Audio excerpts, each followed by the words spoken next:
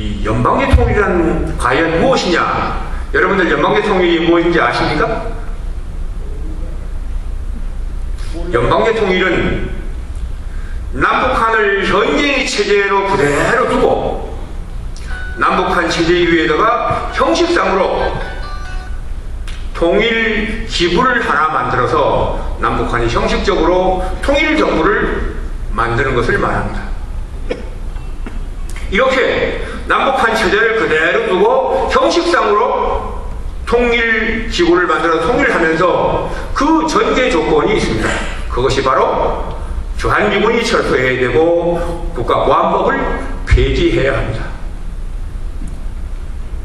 주한미군이 철수되고 국가보안법이 폐지된 이후에 남북한은 그대로 현실을 두고 통일정부를 하나 만들어 놓으면 그 이후에 북한이 만일 남침하면 그것은 어떻게 됩니까? 내전이 되죠. 그죠? 네, 그것은 내전이 돼서 남북한끼리 집안 싸움이 됩니다. 이 집안 싸움이 되면 미국이 6.25 전쟁 때처럼 도와줄 수 있습니까? 없습니까? 없죠. 예, 미국이 도와줄 수 있습니다. 여러분 동네에서 이웃집이 부부싸움 하면 옆집에서 도와줄 수 있습니까? 없습니까? 못 도와주죠. 꼭 마찬가지로 북한이 추진하는 연방제 통일은 주한미군을 철수시키고 형식상으로 한 나라를 만든 다음에 내전으로 남침해서 적화통일할 때 6.25 전쟁 때처럼 미국이 도와주지 못하도록 만들려고 하는 정책이 바로 연방제 통일 정책입니다. 그러면 이 연방제 통일 정책과 우리 이명박 대통령이 말씀하신 평화통일 정책과는 어떤 차이가 있느냐 하는 겁니다. 여러분들 그 차이를 아십니까? 몰라요.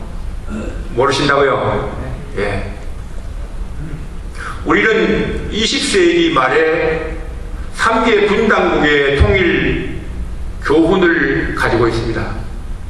여러분 아시다시피 20세기 말에 독일이 통일했고 베트남이 통일했고 예멘이 통일했습니다. 보세요. 이 세 개 나라 중에서 독일만 평화적으로 통일했고 베트남과 예멘은 전쟁으로 통일했습니다. 여러분들 요즘 북한이 우리 민족끼리 자주적으로 통일하자라는 것을 강조합니다. 그런데 이 분당국 3개국의 통일 과정을 보면 독일도 베트남도 예멘도 다 자기들 민족끼리 자주적으로 통일했습니다. 그런데 독일만 평화적으로 통일을 했고 베트남과 예멘은 전쟁으로 통일했습니다.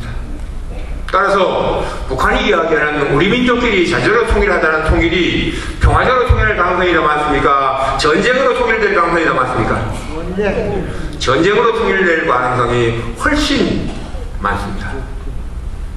더더욱이 독일은 교류협력을 통해서 동서독이 충분히 서로를 이해하고 아는 다음에 통일했습니다. 따라서 여러분들 독일의 통일과 베트남의 통일은 엄청난 차이가 있습니다.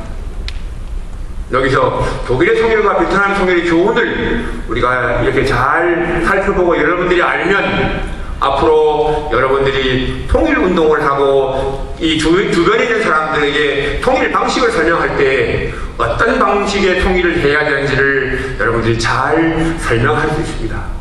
제가 독일의 통일과 베트남의 통일의 차이점을 말씀드리도록 하겠습니다. 우선 먼저 독일 통일은 1972년 독일이 동서독이 기본조약을 체결하고 난 이후에 1990년 통일될 때까지 1년에 약 700만 명이 서로 자유롭게 왕래했습니다. 우리는 지금 남북이 1년에 얼마나 왕래합니까? 거의 왕래가 없죠, 그죠? 거의 왕래가 없습니다. 2000년 6.15 정상회담 이후에 금강산 관광, 대선 관광을 위해서 조금 왕래하다가 그것도 중단되고 이 실질적인 왕래는 거의 없습니다. 또한 동서독 국민들은 1년에 1억 6천만 통의 서신을 서로 주고받았습니다. 그리고 동독 국민의 70%가 서독 텔레비 라디오를 마음 놓고 봤습니다. 지금 우리 북한 주민들이 우리 텔레비를 볼 수 있습니까? 아니면 우리가 북한 텔레비를 볼 수 있습니까? 못 봐요. 네. 우리는 아직도 남북한이 이렇게 단절되어 있지만 동서독 국민들은 이렇게 거의 20년 가까이 동서독이 서로 왕래하고 편지 주고받고 전화하고 텔레비를 서로 보면서 완전히 서로 한 마음 한 국민이 된 이후에 동독 국민이 투표를 통해서 서독으로 편입되었다고 결정해서 평화적으로 통일되었습니다. 여기서 중요한 사실은 독일이 이렇게 평화적으로 통일될 때에 서독에 작전권을 가진 나토 사령부라는 미군 사령부가 있었다는 겁니다. 작전권을 가진 나토 사령부라는 미군 사령부가 있어가지고 안보를 보장해줬기 때문에 서독은 마음 놓고 동독하고 교류 협력을 통해서 동독을 변화시켜서 평화적으로 통일을 할 수 있었습니다. 근데 월남은 어떻습니까? 여기 베트남 월남 갔다 오신 분들이 많이 있을 텐데 월남은 월맹 공산 월맹이 월남 내에 있는 소위 말하는 민주화 인사들, 반정부 인사들과 공모해서 월남 내에서 게릴라전을 통해서 주월 미군을 철수시켰습니다. 그 게릴라전을 통해서 주월 미군을 철수시킬 때 월남인들이 미군이 철수되는 것을 막지 못했습니다. 주월 미군이 철수하고 난 다음에 미국이 월맹과 평화조약을 체결하고 이제 월남을 전쟁으로 통일하지 않도록 단단히 당부했습니다.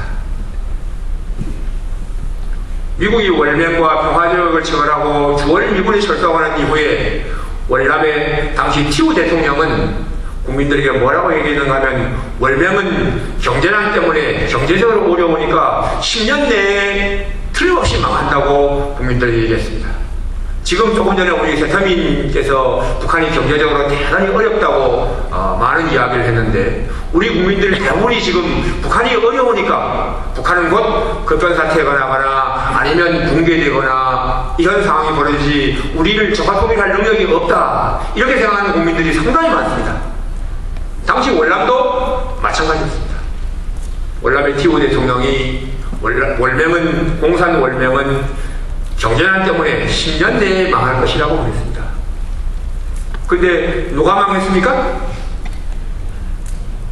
1년 반이 못 가서 월맹이 망한 것이 아니라 월남이 망했죠. 그죠? 1년 반이 못 가서 월남이 월맹의 전쟁에 의해서 월맹군의 전쟁에 의해서 월남이 패망했습니다. 월남이 패망하고 난 이후에 그 통일되는 과정을 보면 독일의 통일되는 과정과는 정말 비교할 수 없는 큰 차이가 있습니다. 독일이 평화적으로 통일되기 때문에 그 통일되는 과정이 전 세계에 공개됐고 독일이 통일될 때 여러분들 탈출자가 있다거나 처형당하거나 학살된 사람이 있었다는 얘기를 들어본 적이 있습니까? 없었죠? 없었습니다. 독일의 통일 과정은 모든 외신 기자, 세계 언론이 조명하는 가운데, 보고 있는 가운데 평화적으로 통일됐습니다. 그런데 월남은 공산 월맹이 사이공을 함락하는 그 순간 모든 외신 기자는 다 추방됐고 그 통일되는 과정이 철저하게 비밀에 붙여졌습니다. 그 당시에 우리가 월남이 공산화된 이후에 우리가 알 수 있었던 것은 언론 보도를 통해서 무엇을 봤습니까? 월남을 탈출하는 보트피플 기사를 통해서 봤죠. 많은 월남인들이 배를 타고 해외로 탈출한다는 그 기사를 봤습니다.